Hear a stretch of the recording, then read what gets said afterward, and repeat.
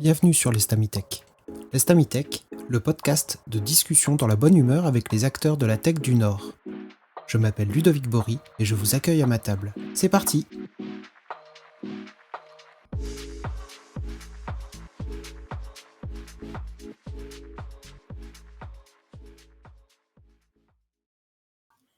Le 10 octobre, Euratechnologies ouvre ses portes à l'une des conférences tech de l'année dans la métropole lilloise, j'ai nommé Cloud Nord.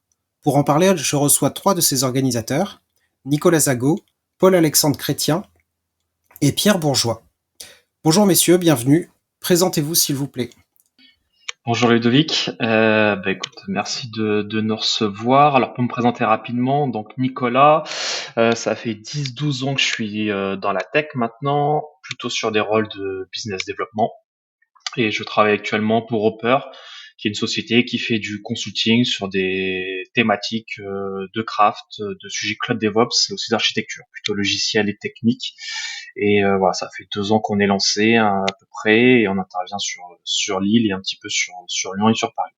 Voilà pour l'essentiel. Et qu'est-ce que tu fais dans l'assaut? Allez, dans l'asso, je suis président.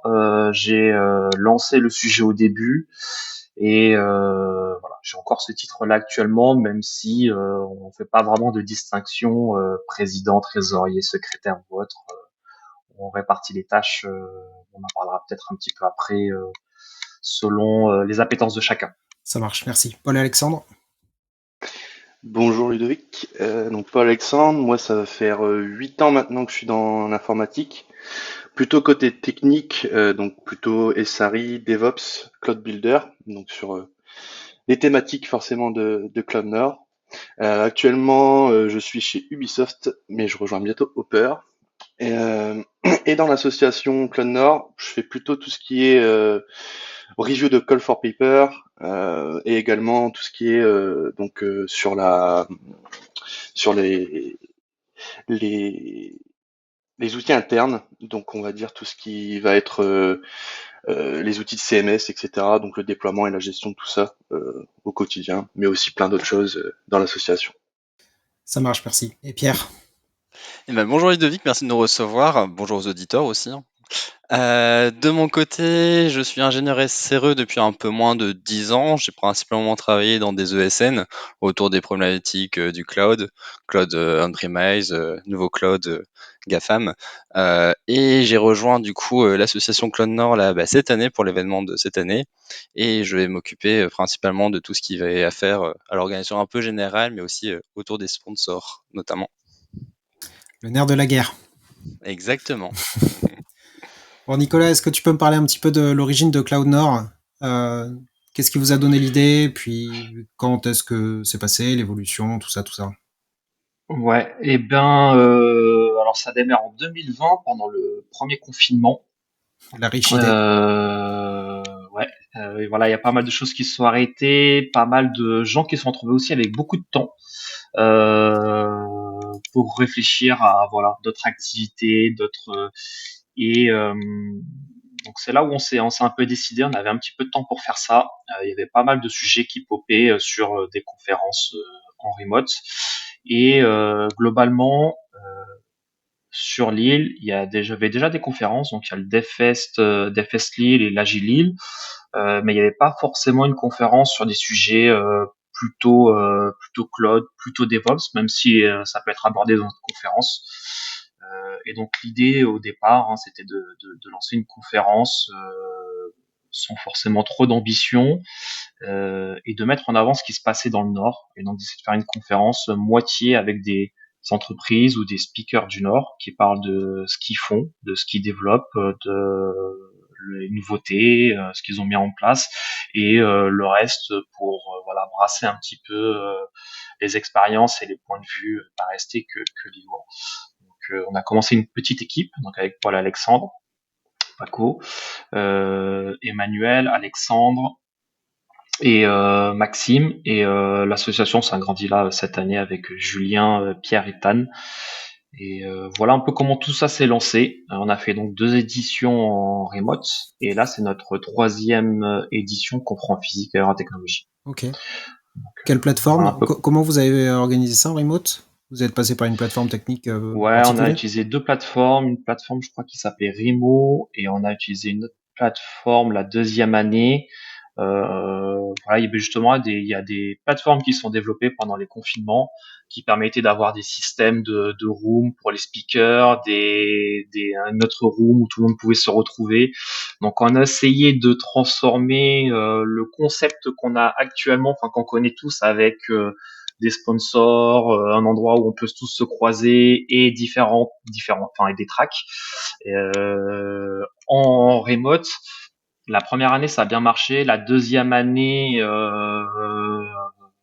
ok. Et en fait, après, voilà, les gens avaient quand même envie de reprendre du présentiel. Voilà, le contact, c'est pas pareil. C'est plus facile de discuter, d'aborder quelqu'un en sortie de conf sur un salon que quand on est en remote où finalement on suit sa conférence et puis après, on va faire sa pause, on va se servir un thé, on va faire un peu de choses. Donc, il y a un peu moins d'échanges et de rencontres comme ça. Bah, même pour les sponsors, c'est plus dur à les convaincre, j'imagine, en remote qu'en physique où Oui, ils peuvent aller à la rencontre des ouais. gens, quoi. C'est ça. Après, c'était plus, je pense, de la visibilité. Ça coûtait beaucoup moins cher déjà. Ça demande beaucoup moins de logistique. Et puis voilà, c'était de la visibilité, garder un peu en contact aussi avec le public. Donc 2021 en remote, 2022, Ouais, donc c'est la 2022 en physique. Déjà Aura c'est Technologie. ça. Ouais, déjà, il y aura technologie. On s'est lancé, on s'est dit bon, pourquoi pas. Allons-y. Et on a fait une première édition avec à peu près 300 personnes. 2023, on a fait 400 personnes. Là, on a vu, bon, on progresse aussi à chaque fois. Et là, cette année, on a un peu plus de sponsors, on reçoit plus de CFP, de propositions, et on attend 500 personnes. Ok, cool. Et voilà, chaque année, on s'améliore, et c'est pour ça qu'on s'agrandit aussi, parce que il y a plus de travail, puis il faut faire un peu des relais aussi parfois sur certaines choses. Ok. Donc on va parler un petit peu du contenu. Euh, donc Cloud Nord, c'est, tu l'as dit, Cloud, DevOps. Il y avait une volonté vraiment, parce que vous, j'ai bien compris, c'est vos métiers, c'est votre expertise. Vous aviez envie d'une conférence qui parle de ces sujets-là. Donc j'imagine un petit call for paper. Euh, comment ça se passe? Comment ça se passe chez vous? C'est quoi le rythme? Vous l'ouvrez combien de temps à l'avance? Comment on postule à Cloud Nord? Paul Alexandre peut-être? Ou... Exactement. On utilise donc Conference Hall, qui est un outil open source actuellement, qui fait partie de la communauté vraiment des meet-up et des conférences. On participe aussi à cet outil. On va l'ouvrir quand même quelques mois à l'avance, avec une trame quand même assez définie sur les différents sujets qu'on souhaite cette année. Donc il y a toujours des sujets, on va dire, classiques, Kubernetes, serverless, les différents cloud providers, etc. Mais on peut aussi partir sur des thématiques un peu plus du moment, on va dire. Donc cette année, on reçoit beaucoup de d'IA. On a pu parler de Green IT aussi, sur les modes, on va dire, qui arrivent actuellement. Comment ça s'organise? Donc on communique assez souvent sur l'ouverture et la session de CFP pour que les potentiels speakers et speakers puissent mettre leur sujet. Et nous, on essaye de review en fait tous ces sujets un peu au fil de l'eau. Bon, ça reste des choses qui prennent du temps pour bien le faire surtout. Donc on demande aussi à des gens un peu plus extérieurs parce que on est quelques personnes dans l'association, même si c'est notre métier, c'est bien sûr qu'on a une expertise dessus, mais on a toujours plus d'idées et plus de sujets dans plusieurs têtes, on va dire. Donc on demande aussi à des personnes extérieures de la tech de venir review ce CFP.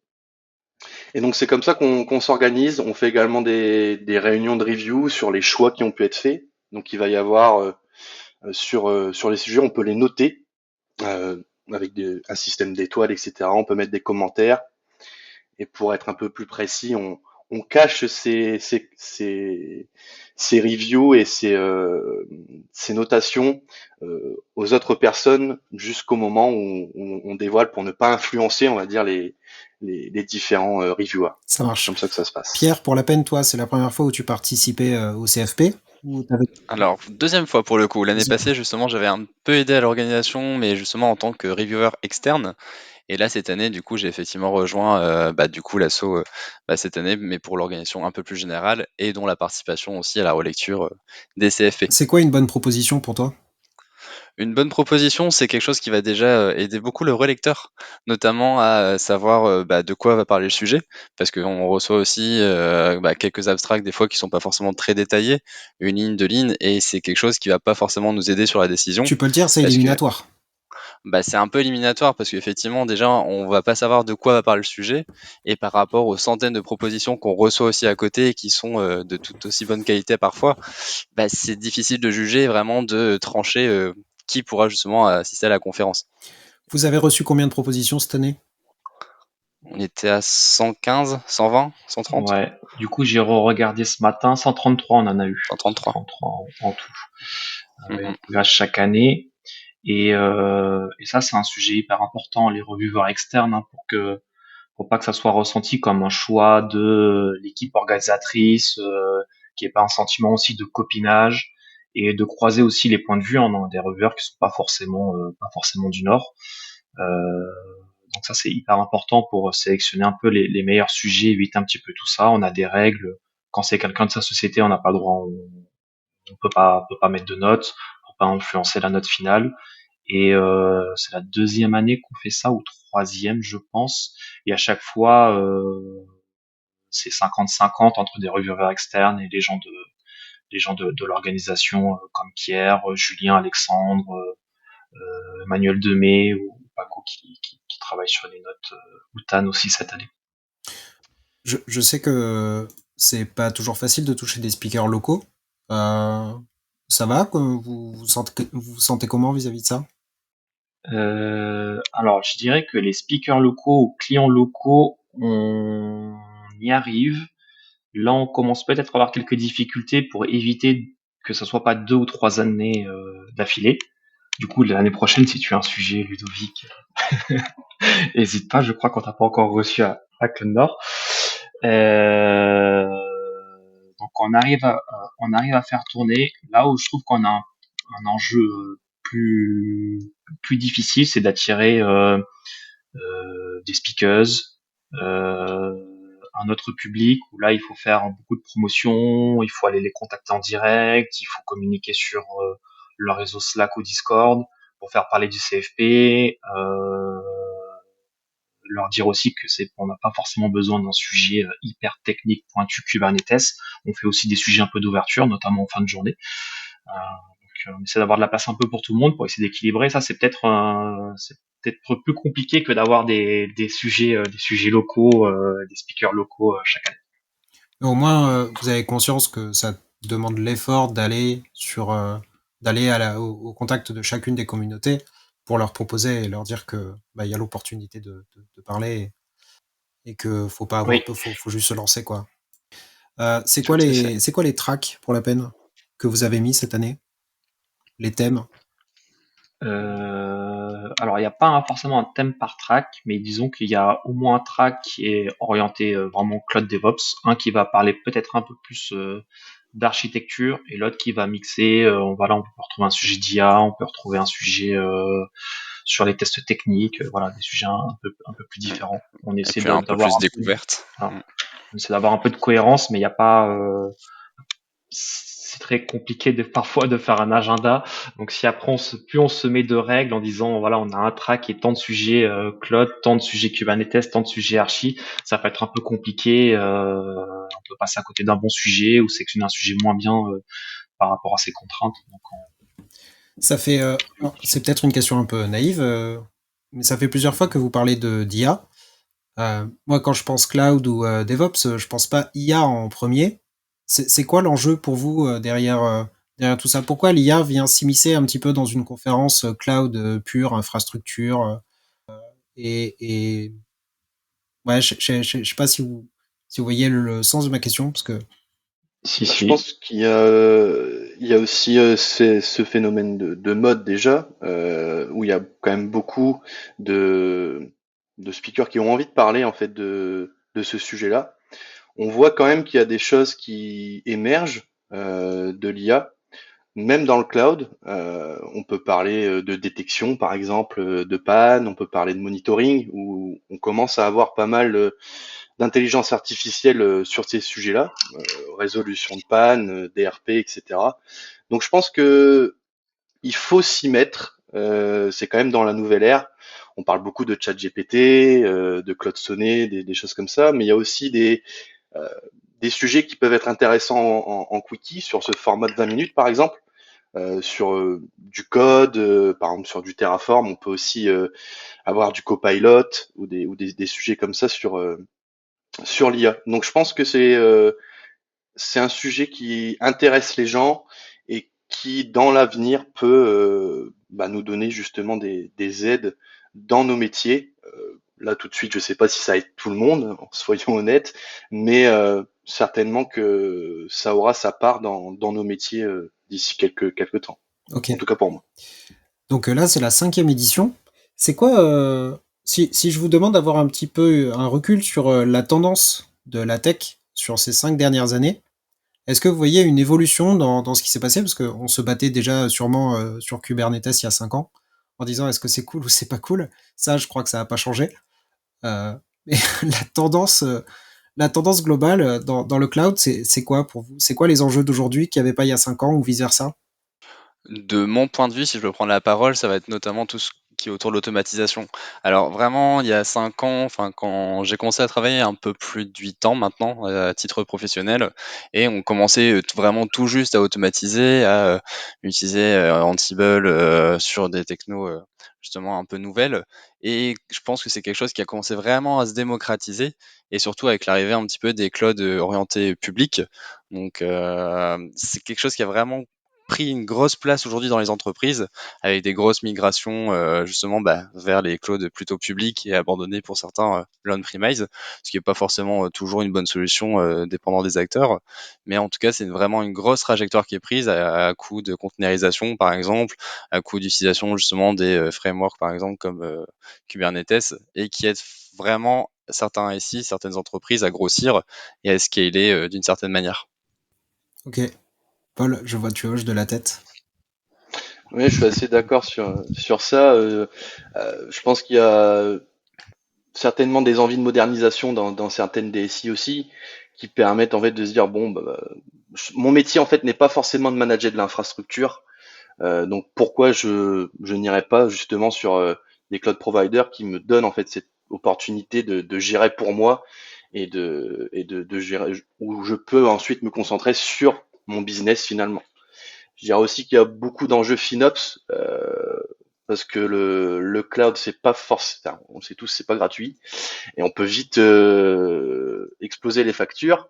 Donc, je pense qu'il y a aussi cet enjeu-là de réellement maîtriser ses coûts lors des migrations et lors de passage à l'échelle aussi, tout simplement.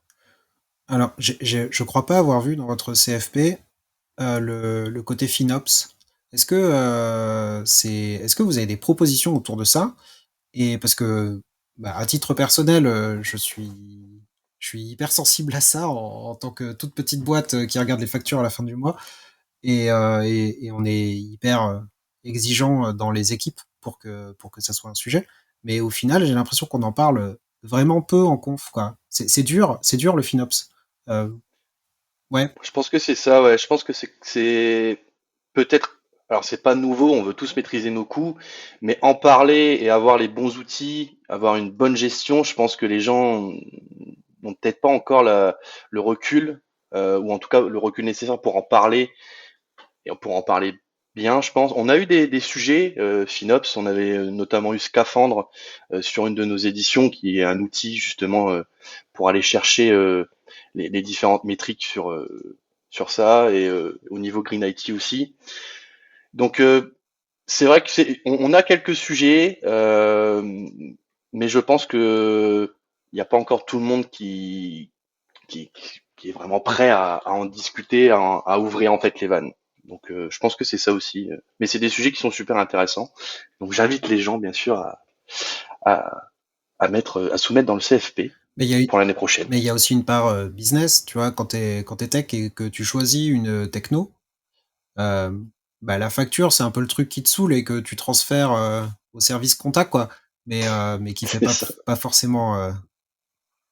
Bah, c'est ça en fait. Ouais. Je pense que tu as aussi en tant que tech, ça dépend en fait de je pense aussi de ta boîte. En fait, si tu es tout seul, c'est sûr que tu vas, ou si t'es une dizaine, tu vas pas forcément, euh, comment te dire, tu vas justement en fait aller voir très profondément combien tu vas payer. Quand c'est pas toi qui es le responsable finalement de la paye à la fin du mois, peut-être que tu prends pas conscience de ça. Donc je pense que c'est aussi une mentalité à avoir, tout comme le DevOps. Au niveau FinOps, tu dois aussi te dire bon bah oui, ok, j'utilise ça, c'est super cool pour ma boîte, ça m'aide beaucoup, mais faut peut-être aussi que je parle aux gestionnaires qui vont justement payer à la fin du mois. Donc c'est aussi, je pense, une prise de conscience et une méthodologie finalement là-dedans. Ok, cool. Cette année, on a eu deux sujets vraiment orientés FinOps. On a eu un sujet aussi sur l'empreinte carbone au travers du cloud. Et du coup, on a pris ça là parce qu'elle était un peu plus rassembleuse, un peu plus large. Et au-delà du coût financier, c'était le coût pour la planète, entre guillemets. Les deux sont liés habituellement. Ça marche. On va passer un petit peu à Cloud Nord et bah, ce qui m'intéresse, c'est comment ça s'inscrit dans l'écosystème local.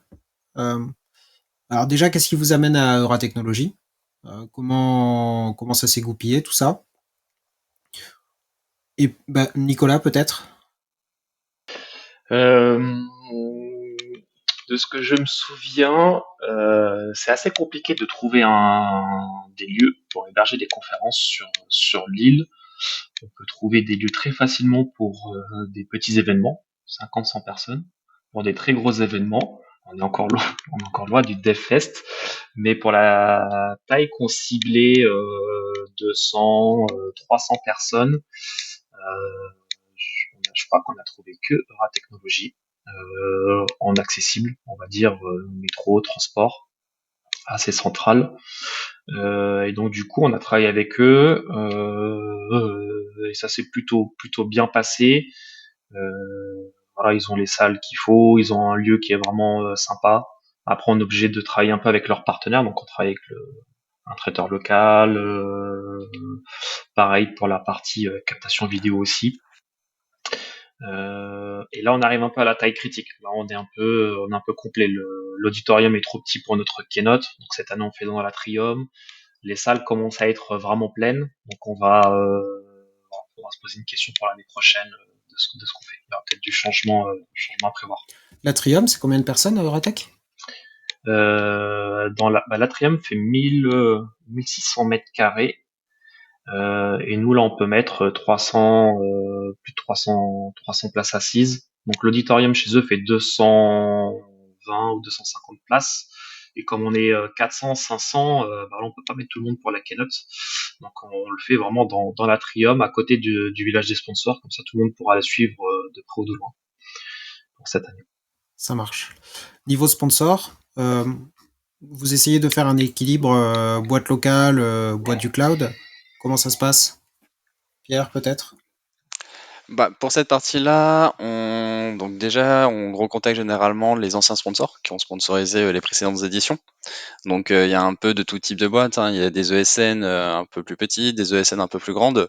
On a également des boîtes plus autour de produits qui vendent leurs solutions du coup à d'autres personnes, d'autres entreprises. Après, pour cette année, justement, on a réussi à rassembler approximativement une quinzaine de sponsors qui, du coup, justement, sponsorisent l'événement de manière générale avec différentes options. Donc, il y a des options petit déjeuner, je rentrerai peut-être dans les détails après. Mais effectivement, du coup, on a quand même pas mal de sponsors différents. Des locaux, on a quelques boîtes, effectivement, entreprises locales et un peu plus nationales, pour le coup. Ok. Bah, je vois un gros acteur de la région qui n'est pas présent dans la liste. Je pense à OVH. Vous... La porte est ouverte pour eux, j'imagine? La porte est ouverte pour eux, pour des talks, pour du sponsoring, pour partager ce qu'ils font. Après, on n'a jamais eu de contact de leur part. Ils ont été sponsors, enfin, au travers de Horatio et Aurélie Vache. Il y a 2 ans, je pense. Je pense qu'ils ont été, Mm, mm. peut-être qu'on était en, On, ouais, on en était remote. encore en remote et je crois peut-être en physique. Ils étaient venus Mais à la non, première non, édition. on les a contactés. J'ai même essayé de contacter Octave ou autre pour avoir une keynote, pour faire voilà, peut-être partager un petit peu ça, ce que ça faisait sens. Et finalement non. Mais après finalement on a eu plutôt Clever Cloud avec Quentin Dan, on a eu Scalingo qui est venu aussi. Donc voilà, on a eu d'autres cloud providers français qui sont beaucoup plus investis et qui ont essayé de faire passer beaucoup plus de messages dans nos conférences Ouais, ça marche de toute façon. finalement. Il n'est jamais trop tard. Et puis, si Cloud9 ne fait que grossir, de toute façon, ça sera the place to be dans quelques années, peut-être. J'espère bien. On espère. Petite question aussi, votre relation avec le retail, parce que j'imagine que vous avez quand même pas mal de propositions qui tournent autour de ces sujets-là. Euh, c'est c'est- c'est quoi l'idée autour de tout ça? Comment le cloud aujourd'hui se présente? C'est quoi votre avis plutôt autour du positionnement cloud grand public et retail? Est-ce que c'est un lien évident? Est-ce que c'est un truc qui a il y a encore tout à faire? Qu'est-ce qui se passe aujourd'hui?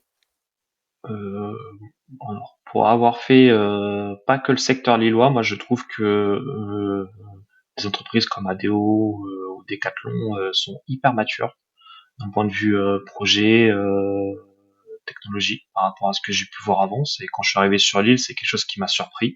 Et justement, ça a été une des raisons que je me suis dit ça mérite d'être communiqué parce qu'ils font vraiment des choses, technologies nouvelles, ils se donnent les moyens, ça avance. C'est, enfin, je pense que pour les gens qui travaillent là-bas, c'est hyper intéressant techniquement. Et je pense que pour un retailer, ça fait complètement sens d'être dans le cloud. Hein. Aujourd'hui, il faut ouvrir des nouveaux marchés, il faut être capable d'innover rapidement, sortir des services. C'est des entreprises qui sont aussi, c'est pas des petits retailers, hein, même si on pense à Boulanger ou autre. Voilà, quand il commence à y avoir du trafic, voilà, ce genre de choses-là, c'est Bah, bien d'être sur le cloud, je pense. c'est ce que j'allais dire aussi. En fait, pour avoir travaillé avec des retailers depuis, maintenant de nombreuses années, enfin, étant basé dans le secteur lillois, finalement, beaucoup de clients sont, du côté retail, hein, pour le coup. Et donc justement, pour avoir suivi l'évolution de certains d'entre eux au fur et à mesure des années, on voit justement, qu'ils rentrent, beaucoup dans les nouvelles technologies. Donc par exemple, tout ce qui est Kubernetes avec la containerisation. Ils partent aussi beaucoup vers des infrastructures plutôt orientées cloud public pour la plupart, et également avec des grosses équipes qui vont justement, industrialiser un petit peu tout le récit et pour avoir vraiment des moules préconçus finalement pour toutes les nouvelles applications, les nouvelles fonctionnalités. Et c'est effectivement des écosystèmes qui deviennent aujourd'hui très matures et c'est quelque chose qu'on voit effectivement depuis quelques années maintenant. Donc on a ADO qui est venu partager autour de Turbine, on a Decathlon qui a partagé aussi sur l'initiative de Cloud Platform qu'ils ont lancé il y a quelques temps. Voilà, ils viennent, on essaie d'en avoir au moins un par an, d'une sorte de retour d'expérience de sujets qu'ils ont fait, de comment ils avancent et les problématiques qu'ils ont pu rencontrer. Le, le roi Merlin, j'imagine? Oui, ouais, ouais. Ok. Euh, à qui s'adresse la conf au final? C'est vraiment des DevOps. Alors, la conf, je pense qu'elle s'adresse plutôt aux gens du coin. Le but, c'est pas de faire venir quelqu'un de Bordeaux ou de Brest. Voilà, c'est de mettre au moins une journée, pouvoir faire de la veille et de l'échange chaque année sur ces sujets, sur ces problématiques-là. Après, ça reste un public, je dirais, plutôt technique, des DevOps, des cloud builders, des gens qui font du SRE, des architectes qui sont confrontés à ces problématiques-là, ou des profils un peu plus CTO, directeur technique, VP engineering. Ok, c'est quoi un peu les bons sujets qu'il y a ailleurs, des bonnes pratiques. voilà, on parlait d'IA, mais il n'y a pas que ça, hein. Il y a des sujets sur tout ce qui est Internal Developer Platform avec Backstage, Terraform, ça a forqué, c'est racheté un peu. Pulumi, est-ce que ça peut être quelque chose d'une alternative intéressante? Donc voilà, c'est des sujets de veille qu'il faut aussi avoir. Donc voilà, c'est plutôt en public technique, je dirais, local. Je sais pas si Paco, Pierre, vous avez des compléments. C'est surtout ça, oui. On voit aussi des étudiants.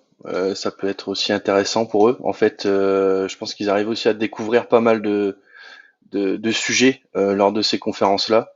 Donc, on a aussi ce type de profil. Mais oui, c'est beaucoup quand même destiné à un public technique dans le cloud ou on-premise ou même un peu développeur. Il y a des sujets qui sont un peu cross quand même. Donc, ça va être surtout ça. Ouais.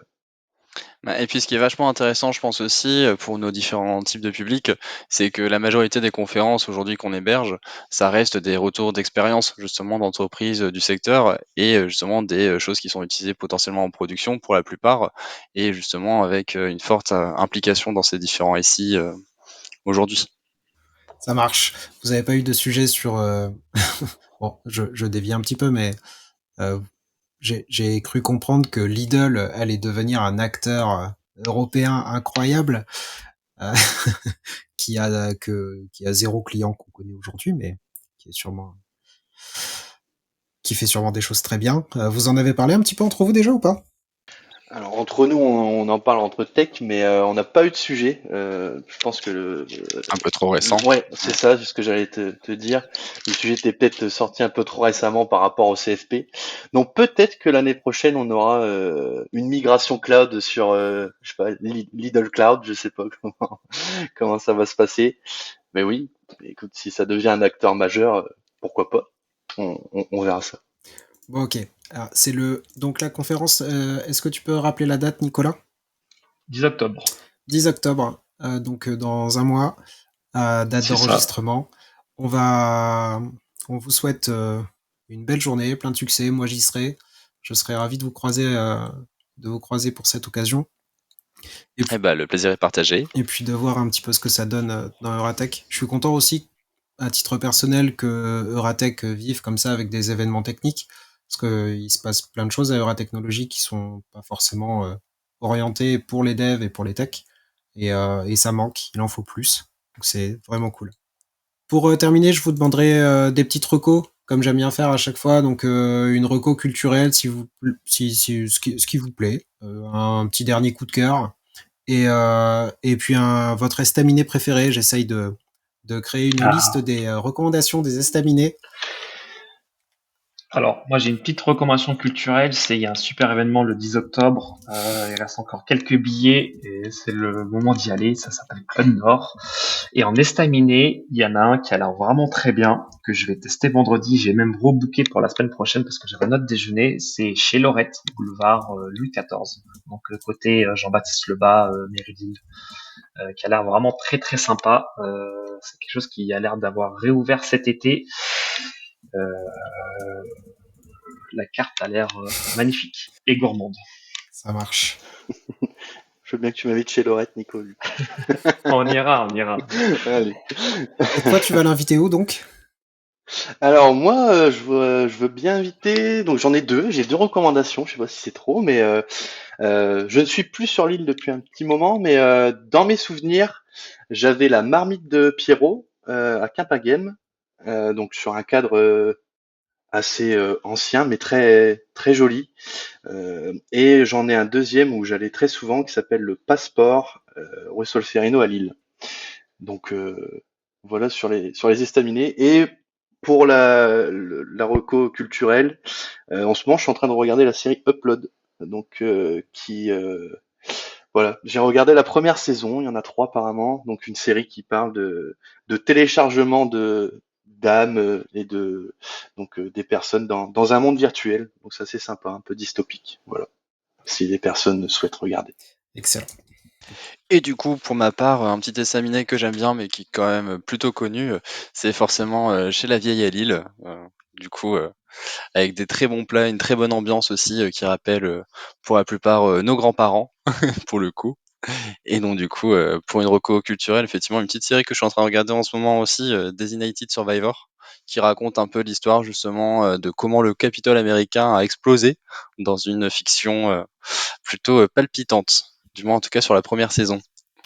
Bah, je vous remercie vraiment beaucoup. C'était cool. On se voit dans un mois. Ça D'ici marche. là, Avec plaisir. Avec plaisir. bon courage pour la dernière ligne droite et les derniers préparatifs.